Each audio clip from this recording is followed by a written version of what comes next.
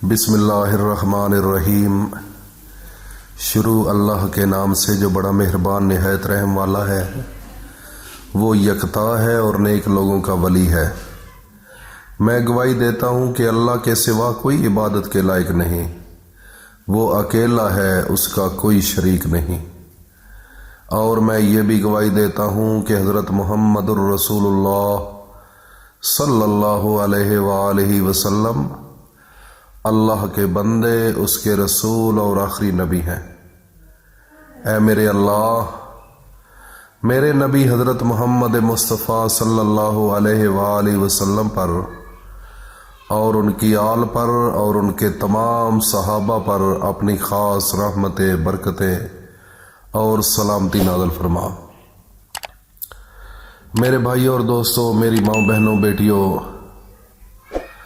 मेरा यकीन इस हद तक है कि एक दिन मेरे नबी हज़रत मोहम्मद मुस्तफ़ा सल्लल्लाहु अलैहि वसल्लम के पास एक इंसान आया,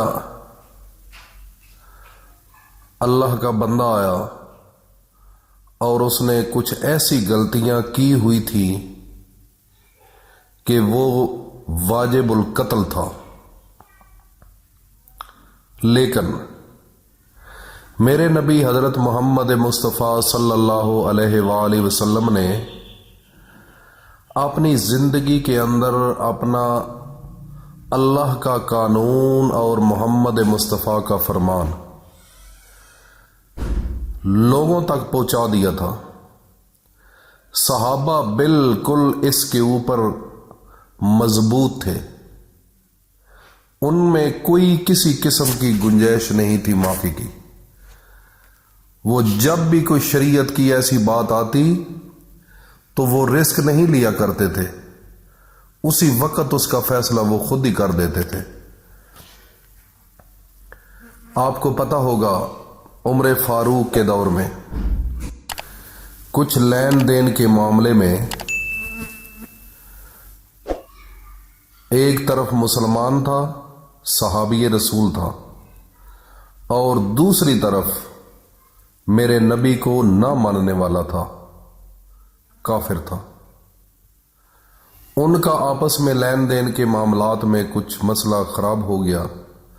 अक्सर आप देखते होंगे यहां पर भी ये मसले बनते हैं, लेकिन उनकी आपस में काफी तलख कलामी हुई तो आखिर फाइनलाइज ये हुआ उन दोनों में कि ये इंसाफ के लिए हम चलते हैं अपने नबी हज़रत मोहम्मद मुस्तफ़ा के पास, तो वो जो फैसला करेंगे वो हमें काबिल कबूल होगा।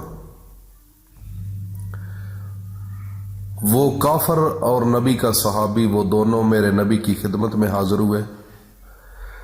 तो हज़रत नबी हज़रत मोहम्मद मुस्तफ़ा सल्लल्लाहु अलैहि वसल्लम ने उन दोनों की बातों को सुना, काफर की भी और सहाबी रसूल की भी। जब बातों को सुना तो मेरे नबी ने दोनों की बातें सुनने के बाद फैसला काफर के हक में दे दिया। तो वो खामोश हो गए। बाहर निकले तो काफिर कहने लगा, ये आपके पैगंबर हैं, आपके मुनसिफ हैं, उन्होंने फैसला मेरे हक में दे दिया है, अब बात खत्म करो। अब जो कुछ उन्होंने फैसला किया है बस आमीन कहो। लेकिन ये जो सहाबी रसूल था, दुनिया का लालच और उसके अंदर अपने नबी की वो खालिस मोहब्बत नहीं थी। पता तो अमालों से चलता है ना। वो कहने लगा कि यार मुझे ये फैसला कबूल नहीं, चलते हैं उम्र फारूक के पास, क्योंकि उस दौर में फैसले जो है वो अटल किया करते थे हजरत उम्र फारूक। बड़े दहशत वाले, बड़ी बारोब शख्सियत और बड़ी पर्सनैलिटी वाली शख्सियत थी हजरत उमर फारूक। तो जब गए जाकर दरवाज़ा खटखटाया हज़रत उमर फारूक का। दरवाज़ा खटकाने के बाद हज़रत उमर फारूक अंदर से आए बाहर, तो फरमाने लगे हाँ बताएं। सलाम दिया। सलाम का जवाब देने के बाद फरमाया कि बताओ क्या मसला है। उन्होंने कहा, काफिर ने कहा कि आपके नबी हज़रत मोहम्मद सल्लल्लाहु अलैहि वसल्लम के पास ये लेकर हमें गया है, फैसला हो चुका है, उन्होंने मेरे हक में फैसला दे दिया है, लेकिन ये वहां से निकला है तो इसने मुझे कहा है कि आप चले उमर फारूक के पास, तो वो जो फैसला करेंगे मुझे वो कबूल होगा, वो फैसला मैं नहीं कबूल करता। तो हज़रत उमर फारूक फरमाया ठीक है मैं आता हूँ। अंदर गए, तलवार ली और उसका सर धड़ से जुदा कर दिया साहबी रसूल का। वो जो मुसलमान था उसका सर कलम कर दिया, क्योंकि मेरे नबी की तालीम सहाबा तक इस हद तक थी कि वो अपने फैसले खुद किया करते थे, उनमें किसी किस्म की कोई लचक नहीं हुआ करती थी।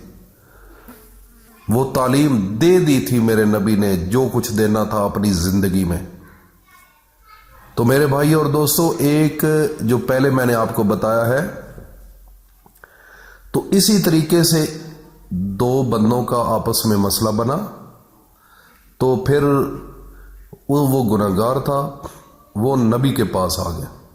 सहाबा को भी कुछ पता था उसमें। तो जब नबी करीम सल्लल्लाहु अलैहि वसल्लम के पास आया तो कहने लगा कि मुझ पर रहम किया जाए। तो साथ कुछ सहाबी भी थे, लेकिन सहाबा इकराम खामोश थे। तो मेरे नबी हज़रत मोहम्मद मुस्तफ़ा सल्लल्लाहु अलैहि वसल्लम ने जब पूरी बात को सुना, तो वो चूंकि रहमतुल लिल आलमीन थे, अगर वो उनके पास न आते तो वो उनकी सज़ा दूसरी ही थी। लेकिन मेरे नबी ने सिर्फ इतना ये कह दिया था कि आपको ये नहीं पता कि इसका कानून क्या है,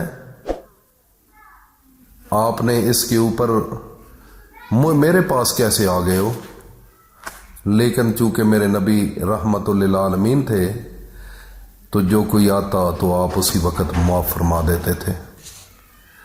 तो मेरे भाई और दोस्तों, मेरे नबी वो हैं जिनकी खूबियाँ, जिनकी खसूसियात, जिनका लक़ब, जिनका शान रहमतुल लिल आलमीन है, वो माफ़ करने वाले हैं। उन पर कुरान नाज़िल किया अल्लाह ने। तो कुरान के अंदर एक ऐसी छोटी सी आयत है,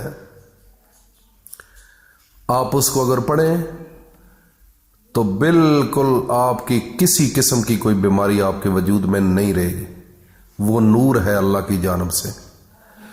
आप एक गिलास पानी लें और उस अपने नबी हज़रत मोहम्मद मुस्तफ़ा पर दरूद पढ़ें जो रहमतुल लिल आलमीन है, और फिर सूरत बकरा की आखिरी आयत, 2 आयत उनको पढ़ें 7 मरतबा, और अव्वल व आखिर दरूद शरीफ के साथ। उसके बाद उस पानी पर दम कर दें, मरीज को पिलाएं।